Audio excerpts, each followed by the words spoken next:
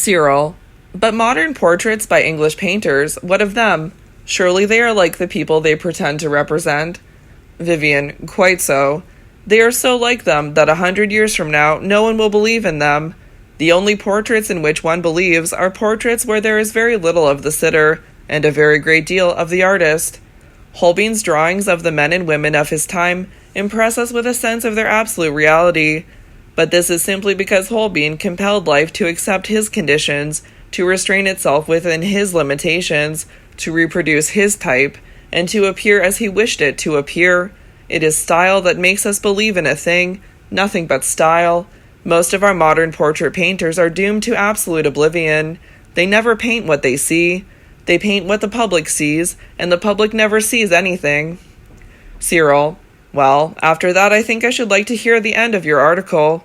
Vivian, with pleasure. Whether it will do any good I really cannot say. Ours is certainly the dullest and most prosaic century possible. Why, even sleep has played us false, and has closed up the gates of ivory, and opened the gates of horn. The dreams of the great middle classes of this country, as recorded by Mr. Myers' 2 bulky volumes on the subject, and in the Transactions of the Psychical Society, are the most depressing things that I have ever read. There is not even a fine nightmare among them. They are commonplace, sordid, and tedious. As for the church, I cannot conceive anything better for the culture of a country than the presence in it of a body of men whose duty it is to believe in the supernatural, to perform daily miracles, and to keep alive that mythopoeic faculty which is so essential for the imagination. But in the English church a man succeeds, not through his capacity for belief, but through his capacity for disbelief. Ours is the only church where the skeptic stands at the altar, and where St. Thomas is regarded as the ideal apostle.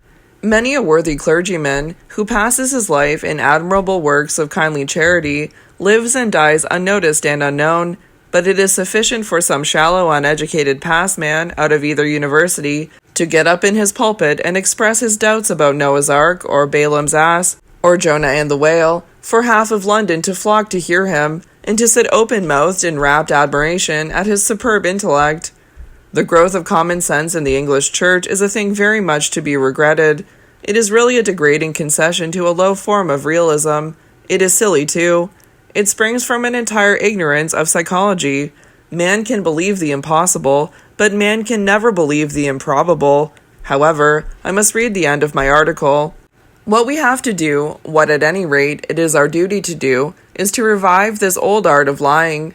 Much, of course, may be done in the way of educating the public by amateurs in the domestic circle, at literary lunches, and at afternoon teas, but this is merely the light and graceful side of lying, such as was probably heard at Cretan dinner parties.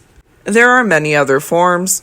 Lying for the sake of gaining some immediate personal advantage, for instance, lying with a moral purpose, as it is usually called, though of late it has been rather looked down upon, was extremely popular with the antique world. Athena laughs when Odysseus tells her his words of sly devising, as Mr. William Morris phrases it, and the glory of mendacity illumines the pale brow of the stainless hero of Euripidean tragedy, and sets among the noble women of the past the young bride of one of Horace's most exquisite odes. Later on, what at first had been merely a natural instinct was elevated into a self-conscious science. Elaborate rules were laid down for the guidance of mankind, and an important school of literature grew up round the subject.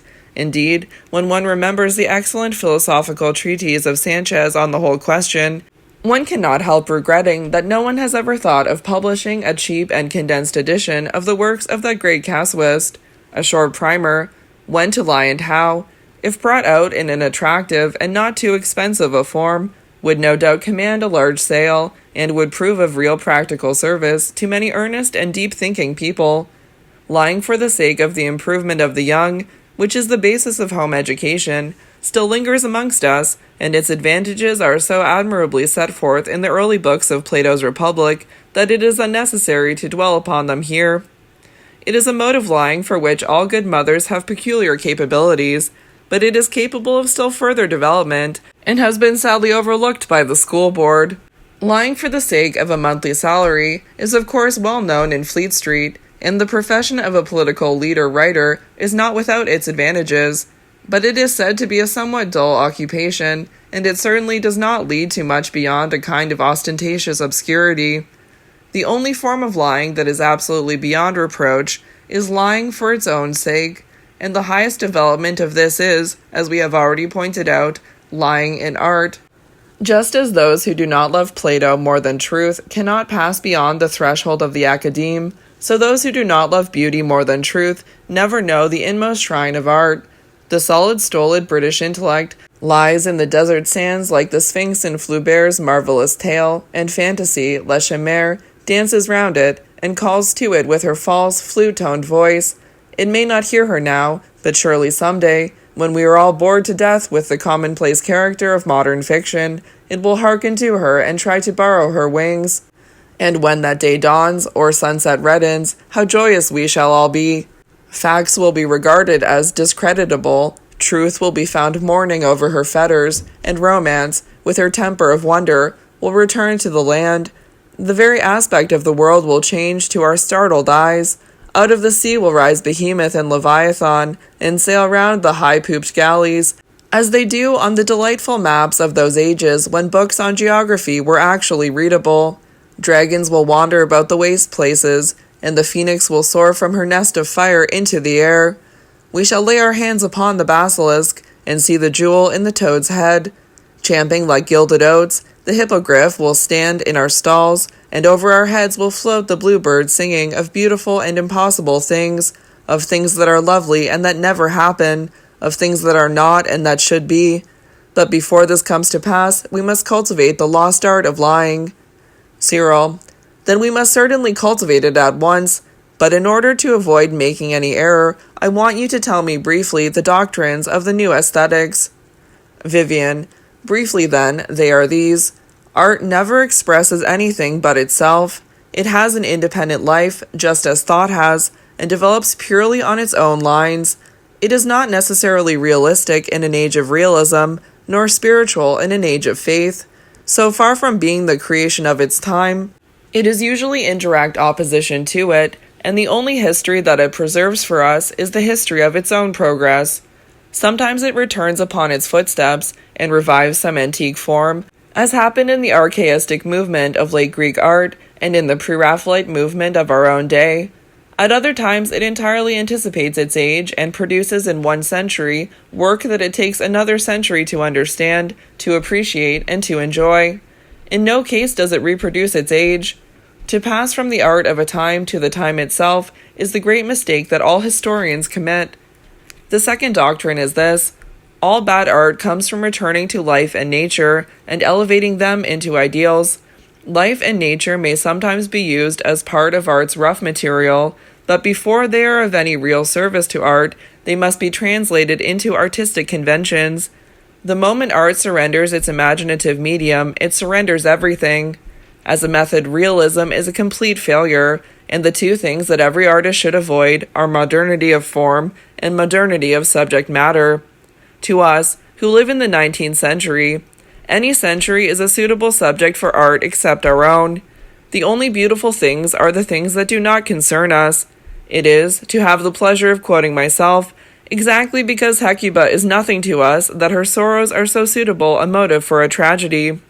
Besides, it is only the modern that ever becomes old-fashioned. Monsieur Zola sits down to give us a picture of the Second Empire. Who cares for the Second Empire now? It is out of date. Life goes faster than realism, but romanticism is always in front of life. The third doctrine is that life imitates art far more than art imitates life. This results not merely from life's imitative instinct, but from the fact that the self-conscious aim of life is to find expression, and that art offers it certain beautiful forms through which it may realize that energy. It is a theory that has never been put forward before, but it is extremely fruitful, and throws an entirely new light upon the history of art. It follows, as a corollary from this, that external nature also imitates art. The only effects that she can show us are effects that we have already seen through poetry or in paintings. This is the secret of nature's charm, as well as the explanation of nature's weakness. The final revelation is that lying, the telling of beautiful, untrue things, is the proper aim of art. But of this I think I have spoken at sufficient length. And now let us go out on the terrace, where droops the milk-white peacock like a ghost, while the evening star washes the dusk with silver. At twilight nature becomes a wonderfully suggestive effect, and it is not without loveliness, though perhaps its chief use is to illustrate quotations from the poets. Come, we have talked long enough.